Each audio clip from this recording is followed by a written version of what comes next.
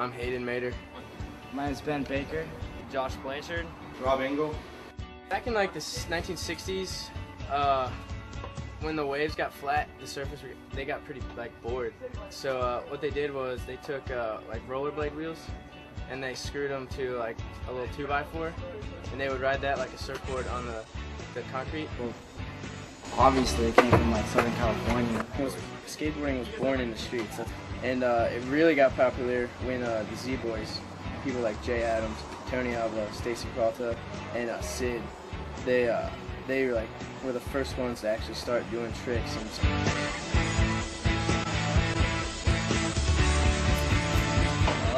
Got my first skateboard when I was in like 6th grade. I really started getting into it my freshman year of high school, so 2004. It looked like so much fun just to like cruise. I mean, all I had was flat ground, so I like to just do technical stuff. Because it's more of like an art. Back then it was more like, I would say more surf influence, and now today I feel like it's more like skater punk, like skate rat type deal. I used to be all into like the street stuff, but after taking a beating so much times, I didn't stick to like transition. It's all skateboarding to me, man. Yeah, you're doing what you love. You're doing the sport. We all have the same cause. We're out there having fun. And I like just like doing hard power slides and cutbacks and stuff like they did back in the day. Skateboarding and music go hand in hand. Music and skateboarding hand in hand. I mean, you see one kid do a kickflip doesn't mean that kid does the same kickflip. You know, everyone has their own stance. It's so cool to watch everybody like skate by themselves and like find their balance. No, because like if you land it like that, you're like, God damn, like that's why I did this. Yeah.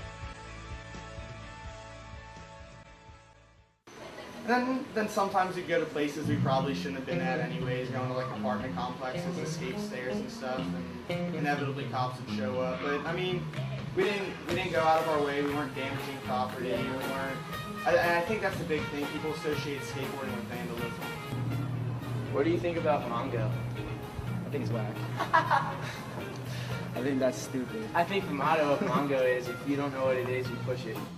Because it's only a sport like that when you're in a contest and shit, when you're competing against other people, but when you're in a reality in a skate park, it's all up to you, we're all together, all having fun. I'd say it's more like individualized. Definitely. I could relate it to music because everyone has their own like style, their own like genre or something, and you can just make it your own.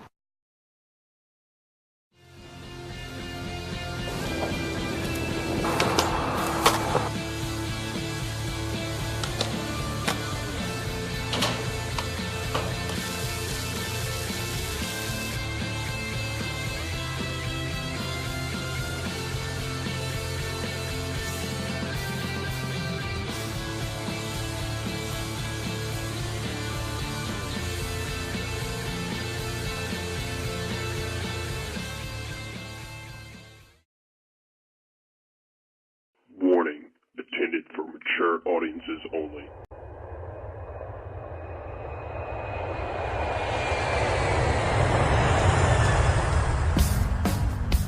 Ladies and gentlemen, all around the globe, you are now entering the military hard zone.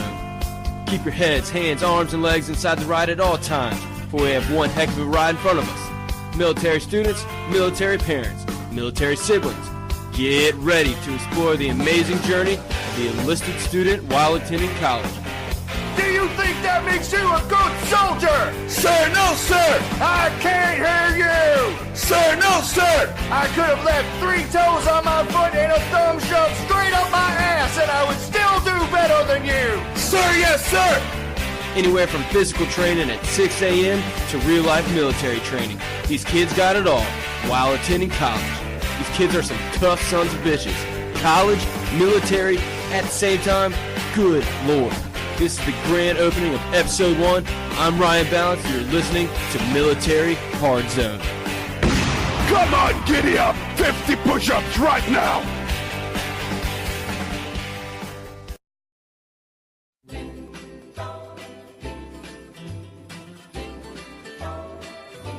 There's this Christmas card. It had Santa on the front, the snowman behind him, real Christmas-like.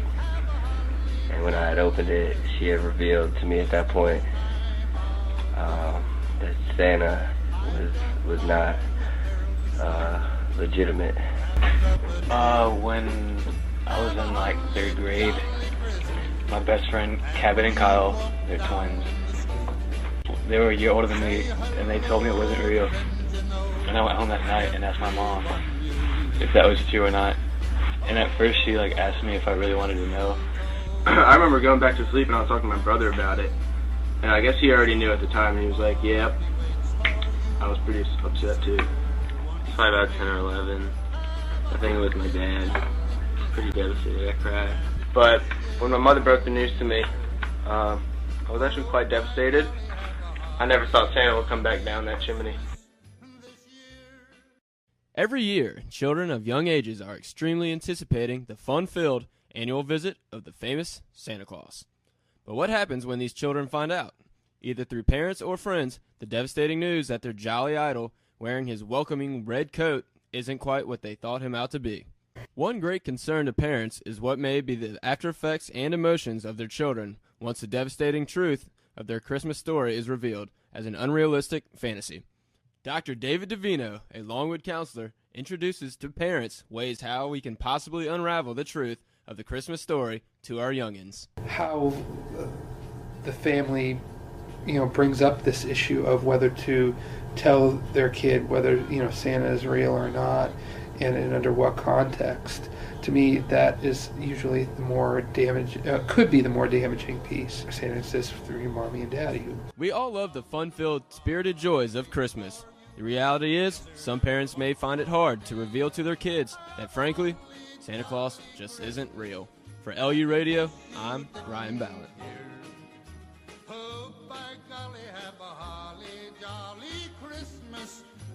I remember it was one Christmas towards the middle of December.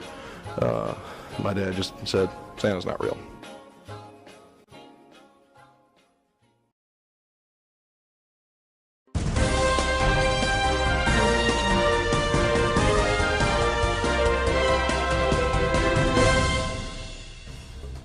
Top of the hour and time to buckle up for your Central Virginia news and weather on this brilliant Tuesday, January morning.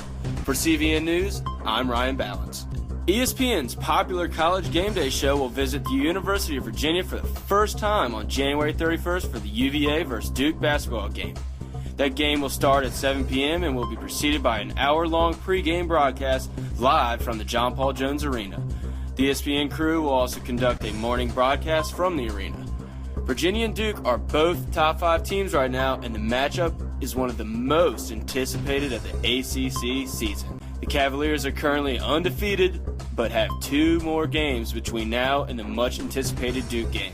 Finally, your National Weather Service forecast. For today, there's a 0% chance of rain with a high of 65 degrees. Expect an overcast night with a low of 38 degrees. Tomorrow, expect AM clouds with PM sun with a high of 49, and for Thursday, expect partly cloudy skies with a high of 55. I'm Ryan Balance, and that concludes today's update for the 20th of January, 2015. Thanks for tuning in.